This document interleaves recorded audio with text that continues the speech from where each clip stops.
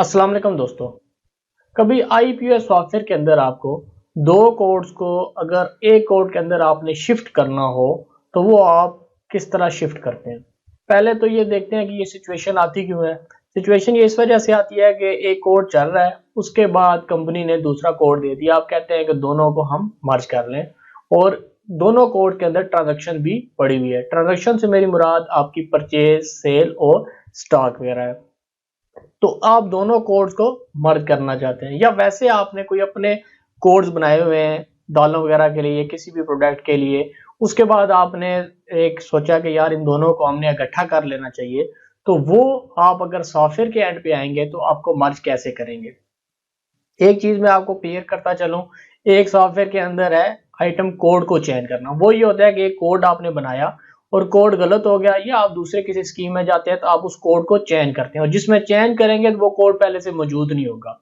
ये जो मर्ज है वो बेसिकली ये चीज है कि दोनों कोड्स आपके पास मौजूद हैं, आपने दोनों एक के अंदर मर्ज करना है, यानी एक कोड उसके बाद आपका होगा।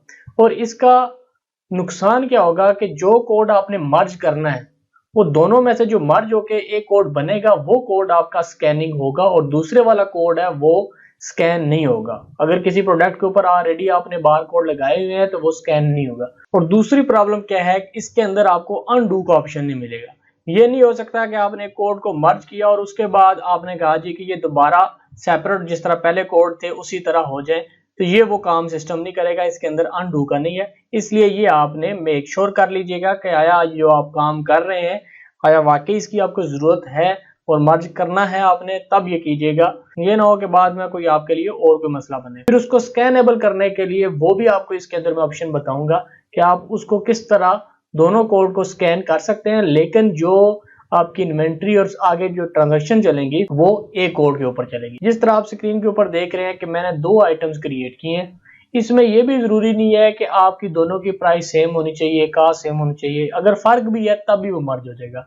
मिसाल के तौर पर ये जो 1001 है, इसको मैं मर्ज करना चाहता हूँ 1002 को। जिसको मैं मर्ज करना चाहता हूँ उसके ऊपर आपका यहाँ पे सिलेक्शन होनी चाहिए और यहाँ पे आपको स्क्रीन के ऊपर नजर आना चाहिए। इसका सामने स्क्रीन के ऊपर आपको कोई बटन वगैरह नजर नहीं आएगा। इसकी शॉर्टकट की है Alt Control और M। आप जब प्रेस करेंगे तो यहाँ पे आपने पासवर्ड देना होता है CITCS, ये पासवर्ड आपने देना है। और इसके बाद एंटर की प्रेस करेंगे तो यहाँ पे न्यू आइटम कोड आ जाएगा। तो सिस्टम आपसे ये पूछेगा कि इस कोड को आपने किसके अंदर मर्ज करना है। हमने इसको मर्ज करना है 1002 के अंदर। अभी आप ये देख रहे हैं कि इसके अंदर स्टॉक भी पड़ा हुआ है और दूसरे के अंदर भी पड़ा हुआ है, यानी कि एक में 4 पड़ा हुआ है। और जब ये मर्ज हो जाएगा तो 1002 के अंदर जो स्टॉक बनेगा वो आपका 9 पीस का बन जाएगा। मैंने इसको ओके करना है। सिस्टम ने मुझसे एक मरतबा इनपुट चाहिए उसको कि आप आया वाकई इसको चेंज करना चाहते हैं, तो मैं इसको यस करता हूँ। तो आइटम कोड 1001 मर्ज सक्सेसफुली इन 1002, ये ओके हो गया।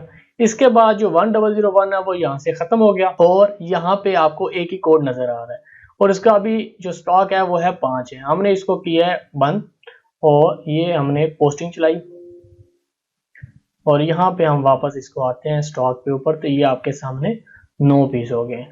अब जब ये 9 पीस हो गए, ये आपकी सेल में भी चेंज हो गया, आपकी परचेज में भी चेंज हो गया, यानी एडजस्टमेंट में वगैरह में जहां जहां वो आपने 1001 यूज किया था वो अब 1002 आपको नजर आएगा। रिपोर्टिंग में भी और बाकी भी उसकी जो पीछे हिस्ट्री है हर जगह पे चेंज हो गया।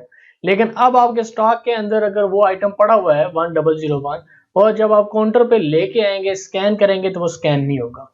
तो सिस्टम कहेगा आइटम कोड नॉट फाउंड, क्योंकि यहाँ से वो कोड आउट हो गया, वो इसके अंदर चला गया। अब हमने उसको अगर स्कैनेबल करना है फिर हमने ये करना है, यहाँ पे कोड्स में जाएंगे, यहाँ पे हमने 1001 इसके अंदर ऐड कर देना है। इसमें मल्टीपल भी ऐड कर सकते हैं, लेकिन फिलहाल मैं आपको एक ही ऐड करके दे रहा हूँ। अब मैं जाता हूँ पॉइंट ऑफ सेल पे,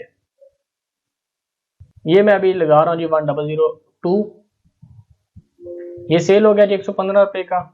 और अब मेरे पास ये वाला आइटम आ जाता है 1001 115 रुपए। तो इस तरह आप दो कोड्स को मर्ज कर सकते हैं। आप ज्यादा कोड्स को भी कर सकते हैं, यानी 1 बाय 1 आपको करना पड़ेगा मर्ज। उम्मीद है दोस्तों कि मेरी ये आपको वीडियो पसंद आई होगी। कमेंट्स के अंदर जरूर इसका इजहार कीजिएगा। अल्लाह आपका आमीन नासिर हो। अल्लाह हाफिज।